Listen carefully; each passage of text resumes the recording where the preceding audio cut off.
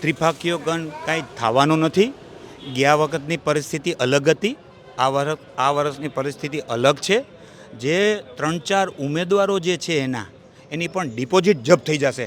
આપ જોઈ શકશો. સામેના પક્ષમાં તમે જોશો કે કોર્પોરેટરથી લઈ અને મંત્રીઓ સુધી જે ભ્રષ્ટ ચહેરા છે, એક પણ એવા ચહેરા નથી કે જેણે ભ્રષ્ટાચાર નથી કર્યો. આજે તમે જોશો કે કોર્પોરેશનના કોર્પોરેટરો હોય, સ્ટેન્ડિંગ ચેરમેન હોય કે મેયર હોય કે મંત્રીઓ હોય, એ ક્યાંક ને ક્યાં સંડોવણીમાં આવેલા છે. અત્યારે લોકો પણ હવે ઈચ્છે છે કે હવે સ્વચ્છ પ્રતિભા, જ્યારે સામે તમે પક્ષે જોશો કે કોંગ્રેસે એક પણ વિવાદિત વ્યક્તિને જે છે એને ટિકિટ આપી નથી. જે કોઈ એની પાસે કોઈ એવો ભ્રષ્ટાચારના આક્ષેપો થયા હતા, સાબિત તો થઈ નથી ને.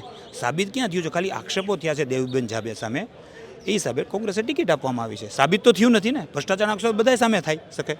રાજ્યમાં સ્થાનિક સ્વરાજની ચૂંટણી જે છે તેમનો માહોલ જામ્યો છે. આમ આદમી પાર્ટી, કોંગ્રેસ હોય કે ભાજપ, હવે ઉમેદવારો જે છે તે જાહેર કરી દીધા છે અને હવે પોતાના મુદ્દાઓ જે છે તે જનતા વચ્ચે લઈને જઈ રહ્યા છે. કમિટમેન્ટ જે છે તે કોંગ્રેસ દ્વારા આજે આપવામાં આવ્યું છે.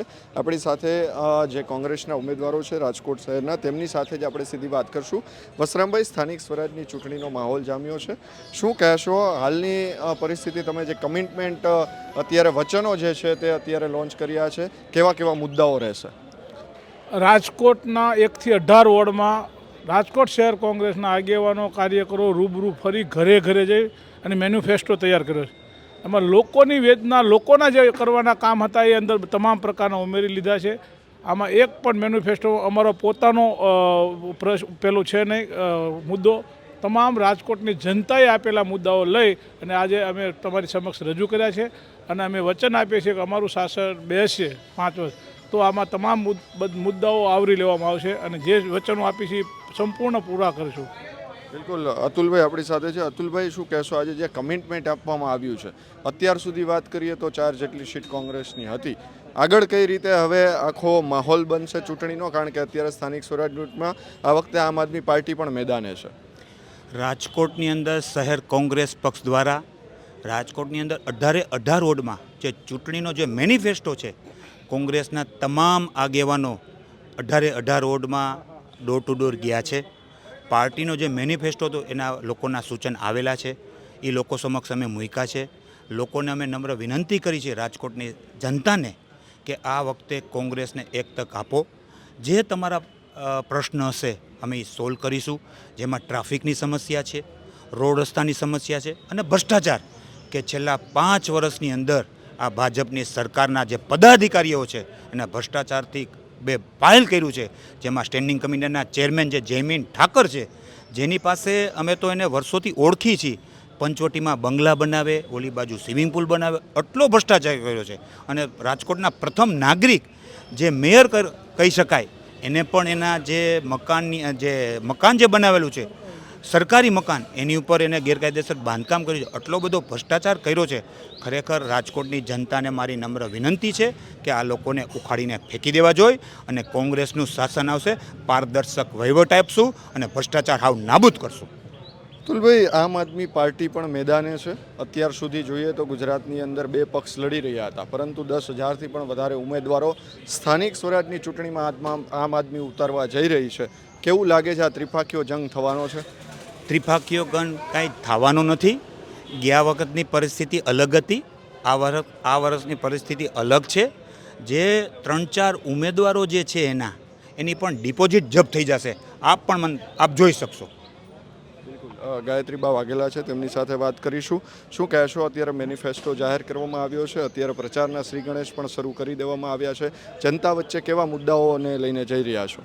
ખાસ તમે જુઓ છો કે અત્યારે જ્યારે સ્થાનિક સ્વરાજ્યની ચૂંટણી છે અને અમારા ગુજરાતના પ્રમુખ માન્ય અમિતભાઈએ પણ મેનિફેસ્ટો આજે પૂરા ગુજરાતમાં આજે જાહેર કોંગ્રેસનો કર્યો છે અને જે પ્રદેશની ગાઈડલાઈન પ્રમાણે જે હાથે હાથ જોડો જે કાર્યક્રમ હતો ને સમગ્ર ગુજરાતમાં થયો હતો, એ અંતર્ગત અમે આખા ગુજરાતમાં દરેકના ઘરે ઘરે જઈ અને લોકોની જે માંગ છે લોકોએ જે સ્વૈચ્છિક રીતે પોતાના જે મંતવ્યો છે એ અમને કહ્યા છે ને એ પ્રમાણે અમારે કોંગ્રેસનો જે મેનિફેસ્ટો છે એ તૈયાર થયો છે અને અત્યારે પ્રજા પણ આ શાસકથી રોષમાં છે અને પ્રજા પણ હવે ઈચ્છી રહી છે કે ભ્રષ્ટાચાર મુક્ત શાસન આવે. સામેના પક્ષમાં તમે જોશો કે કોર્પોરેટરથી લઈ અને મંત્રીઓ સુધી જે ભ્રષ્ટ ચહેરા છે, એક પણ એવા ચહેરા નથી કે જેણે ભ્રષ્ટાચાર નથી કર્યો. આજે તમે જોશો કે કોર્પોરેશનના કોર્પોરેટરો હોય, સ્ટેન્ડિંગ ચેરમેન હોય કે મેયર હોય કે મંત્રીઓ હોય, એ ક્યાંક ને ક્યાં સંડોવણીમાં આવેલા છે. અત્યારે લોકો પણ હવે ઈચ્છે છે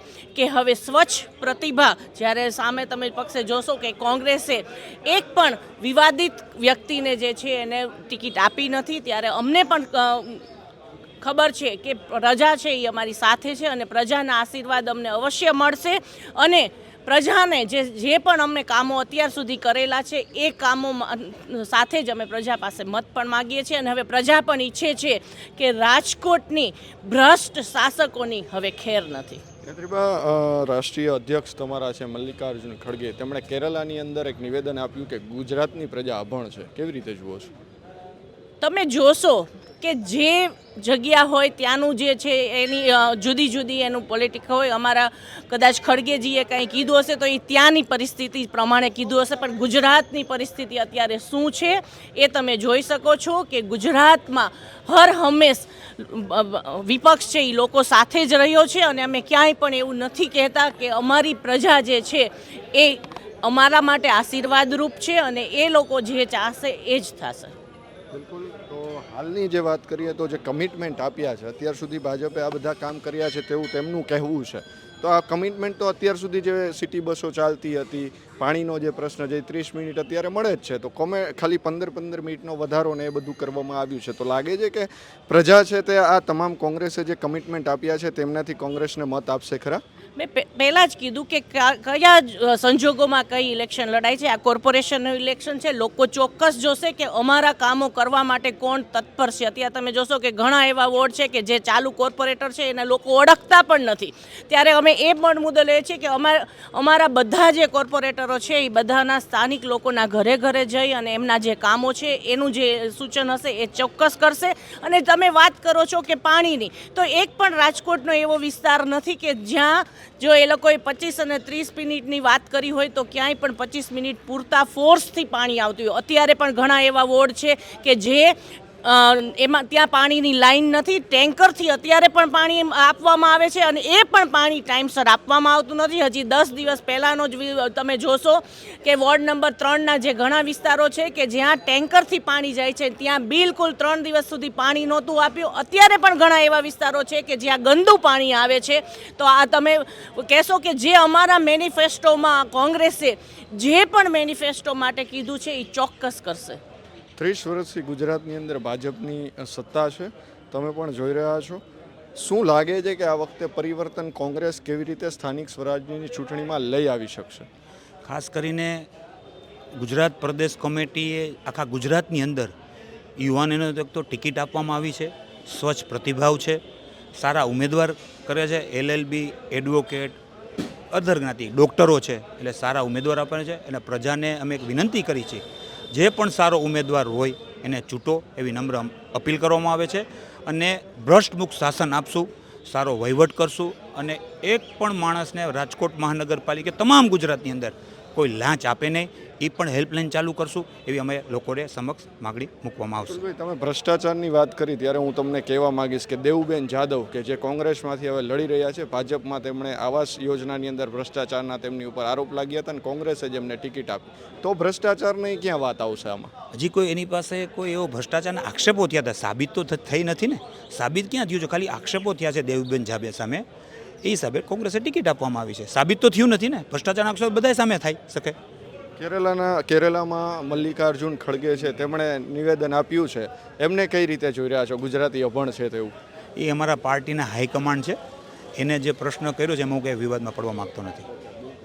તો આ હતા આપણી સાથે કોંગ્રેસના જે ઉમેદવારો છે તેમને કહ્યું કે આજે અમે કમિટમેન્ટ આપ્યું છે ને તે કમિટમેન્ટ જે છે જ્યારે પણ અમારો જે કોર્પોરેશનની અંદર જે તેઓ ચૂંટાશે તો તેઓ તમામ કમિટમેન્ટો જે વચનો જે છે તે પૂરા કરશે. સવાલ જ છે કે જ્યારે અત્યારે ગુજરાતની અંદર સ્થાનિક સ્વરાજની ચૂંટણીનો માહોલ જ્યારે જામી ચૂક્યો છે ત્યારે ઉલ્લેખનીય છે કે હાલની વાત કરીએ તો કોંગ્રેસ છે તેમણે 243 ઉમેદવારનું લિસ્ટ ગઈકાલે જ જાહેર કરી દીધું છે. આમ આદમી પાર્ટી છે તેઓ પણ અત્યારે મેદાને છે, એટલે કે આ વખતે ત્રિપાખીયો જંગ જામવાનો છે. કઈ પાર્ટી આખરે જનતા જે છે તેને ચૂંટીને બેસાડે છે તે પણ જોવું રહેશે. કેમેરા પર્સન કેવિન નિમાવત સાથે મયુર સરવૈયા, રાજકોટ.